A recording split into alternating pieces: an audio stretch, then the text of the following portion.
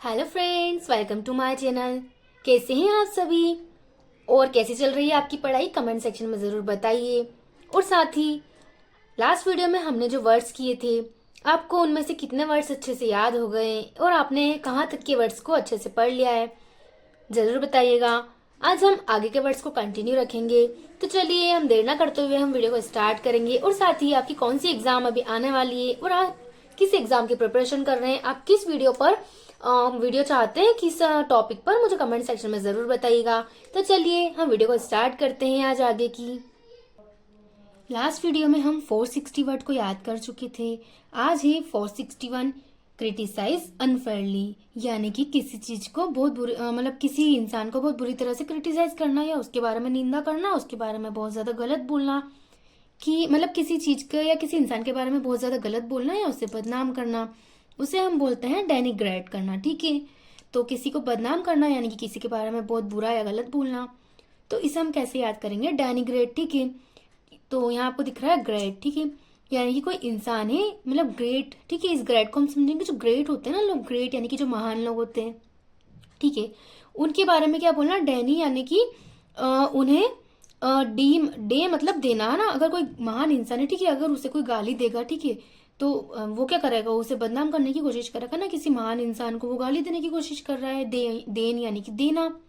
Great यानी कि महान इंसान। किसी महान इंसान को कोई गाली देगा तो वो क्या करने की कोशिश कर रहा है? वो उस महान इंसान को बदनाम करने की कोशिश कर रहा है ना, उसके बारे में बहुत गलत बोल रहा है। तो इसे हम ऐसे याद कर सकते हैं। नेक्स्ट वर्ड है पोर्ट्रे इन वर्ड्स, यानी कि शब्दों में किसी चीज को पोर्ट्रे यानी कि वर्णन करना, उसे हम बोलते हैं डेपिक्ट। ठीक है, डेपिक्ट का मतलब होता है शब्दों में वर्णन करना, तो इसे आप अपने तरीके से याद कर सकते हैं। नेक्स्ट वर्ड है person who gives written testimony for use in a law court, यानी कि किसी बात का मतलब जो लॉ ऑफ कोर्ट में, मतलब कोर्ट में किसी चीज के क्या करना? गवाही देना। ठीक है, तो मतलब जो गवाही देने वाला होता है ना कोर्ट में, कि जिस पर्सन को बुलाया जाता है उसे हम क्या बोलते हैं? गवाह होना किसी चीज का, यानी कि डिपोनेंट। तो इसे हम कैसे याद करेंगे? डिपोनेंट में आपको दिख रहा है एंट। ठीक है, तो ये जो एंट है ना, इसे हम समझेंगे अंत से। ठीक है, एक आदमी है, ठीक है, जिसका अंत यानी कि जो मर गया होगा, तो उसका कोर्ट केस हुआ। ठीक है, एंट यानी कि अंत हो गया, यानी कि वो मर गया, अब उसका कोर्ट केस हुआ ना, तो उसके लिए गवाह देने के लिए किसको बुलाया गया? डीप वन एंड, मतलब डीप, यहाँ आपको दिख रहा है डीप है ना, और यहाँ दिख रहा है आपको वन। तो एक इंसान ऐसा था जो उस केस के बारे में डीप में जानता था, जो वहां पे मौजूद था, कि इसका मतलब वो जो इंसान एंट यानी कि जो मरा था ना, तो कैसे मरा था? तो वन यानी कि एक इंसान ऐसा था जो डीप में जानता था उस चीज के बारे में, मतलब अच्छी तरह से सब कुछ जानता था, उसने खड़े खड़े सब कुछ देखा था उस जगह पे। तो गवाह देने के लिए उस इंसान को कोर्ट में बुलाया गया। ठीक है, तो आप इसे ऐसे याद कर सकते हैं।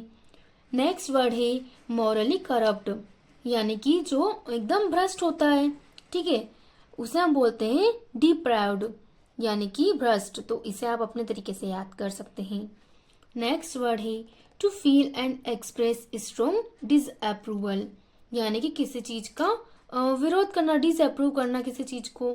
ठीक है, यानी कि किसी चीज का कड़ा विरोध करना, उसे हम बोलते हैं डिप्रिकेट करना। तो इसे हम ऐसे याद करेंगे। एक लड़का था, ठीक है, जिसने कंपटीशन की एग्जाम दी होगी आपकी तरह, है ना। तो वो जो लड़का था ना, उससे मतलब पूरा विश्वास था कि इस बार उसकी प्री क्लियर हो जाएगी। ठीक है, पर क्या हुआ? इसका मतलब क्या होता है? विरोध करना, यानी कि डिप्रिकेट। ठीक है, तो जब उसने दी प्री, यानी कि जब उसने प्री की जो एग्जाम दी ना, उससे तो लगा था कि मेरा तो प्री क्लियर हो जाएगा।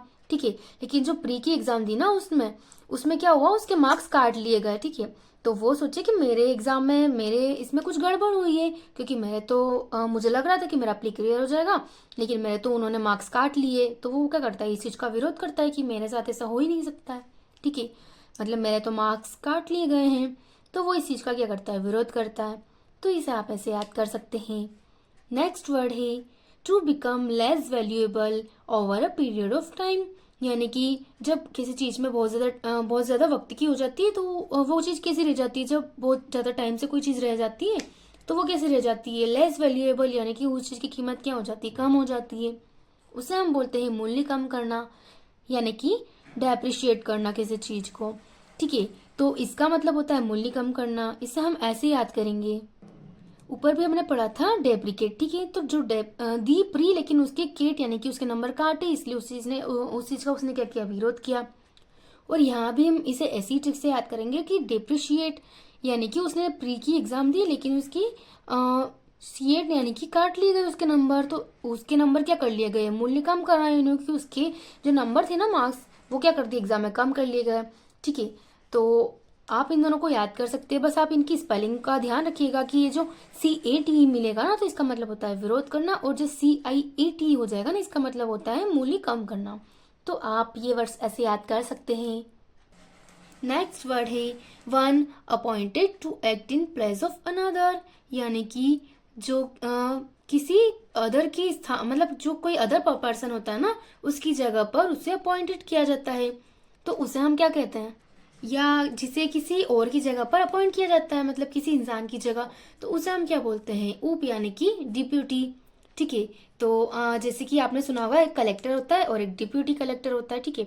या आपने बहुत सारी समितियां भी देखी होगी कि जैसे कोई समिति होती है और ये उसका अध्यक्ष होता है, तो उस समिति की एक उप समिति भी होती है जिसका अध्यक्ष कोई और होता है। वैसे इसे बोला जाता है कि किसी मतलब किसी एक की जगह किसी और को, या उसकी तरह किसी और का भी अपॉइंटेड करना किसी प्लेस के लिए, ठीक है। तो यानी कि डिप्यूटी यानी कि उप, तो इसे आप ऐसे याद कर सकते हैं। नेक्स्ट वर्ड है unable to think clearly because of a mental illness, यानी कि मेंटल इलनेस या मानसिक बीमारी के कारण किसी चीज को क्लियर नहीं सोच पाना, ठीक है। अनेबल होना उस चीज में क्लियर सोचने के लिए, उसे हम बोलते हैं विक्षिप्त या पागल। मतलब जो मेंटल इलनेस की वजह से ठीक से नहीं सोच पाते हैं, उन्हें क्या बोलते हैं, विक्षिप्त या पागल ही कहा जाता है ना। तो उन्हें हम क्या बोलते हैं, डिरेंज्ड, ठीक है। तो डिरेंज्ड को हम ऐसे कैसे याद करेंगे कि एक लड़का है, ठीक है, उससे कोई क्वेश्चन करो ना, तो वो बहुत देर तक, यहाँ आपको दिख रहा है बहुत देर तक भी उसका जवाब नहीं दे पाता है, क्योंकि क्या है, यहाँ आपको दिख रहा है एंड में अंग, ठीक है। उसका जो माइंड वाला जो अंग है ना, मतलब जो उसका माइंड है ना, अंग यानी कि हमारे शरीर का एक पार्ट, तो जो माइंड वाला पार्ट है ना, वो ठीक से काम नहीं करता है, इसी वजह से उससे वो क्या करता है, बहुत देर तक भी किसी चीज का जवाब नहीं दे पाता। इसका मतलब क्या है, वो उसका माइंड ठीक से काम नहीं कर पाता है, वो क्या है, विक्षिप्त या पागल है, ठीक है। तो इसे आप ऐसे याद कर सकते हैं। नेक्स्ट वर्ड है a person without a home a job और प्रॉपर्टी, यानी कि ऐसा व्यक्ति जिसके पास ना होम होता है, ना कोई जॉब होती है और ना ही कोई प्रॉपर्टी होती है, उसे हम क्या बोलते हैं, आवारा व्यक्ति, जो मतलब दिन भर बाहर घूमता रहता है। और डेरेलिक्ट, ठीक है, यानी कि ऐसा व्यक्ति जो दिन भर घूमता रहता है और घर में भी क्या करता है, देर यानी कि देर से घर आता है, बस घर के बाहर घूमता रहता है, ना ही कोई काम करता है ना ही कुछ करता है, ठीक है। तो उसे हम बोलते हैं डेरेलिक्ट। ये वर्ड SSC की एग्जाम में 2 टाइम रिपीट हुआ है, तो इसे आप ऐसे याद कर सकते हैं। नेक्स्ट वर्ड है failing to discharge one's duty, यानी कि किसी मतलब अपनी ड्यूटी से क्या करना, अपनी ड्यूटी करने में फेल होना या कर्तव्य का त्याग करना, उसे हम बोलते हैं डेरेलिक्शन, ठीक है। तो आपने ऊपर पढ़ा था डेरेलिक्ट का मतलब होता है आवारा व्यक्ति, ठीक है, मतलब जिसके पास कोई जॉब और कोई होम वगैरह कुछ भी नहीं होता है। और ये जो डेरेलिक्शन होता है ना, ये भी वही व्यक्ति होता है जो अपने काम को, कर्तव्य को ठीक तरीके से नहीं निभाता है, बस घूमता रहता है आवारों की तरह, है ना। तो उसे भी हम ऐसे याद कर सकते हैं। आज की वीडियो में हम इतने ही वर्ड्स रखेंगे, इसके आगे के वर्ड्स को हम नेक्स्ट वीडियो में कंटिन्यू रखेंगे।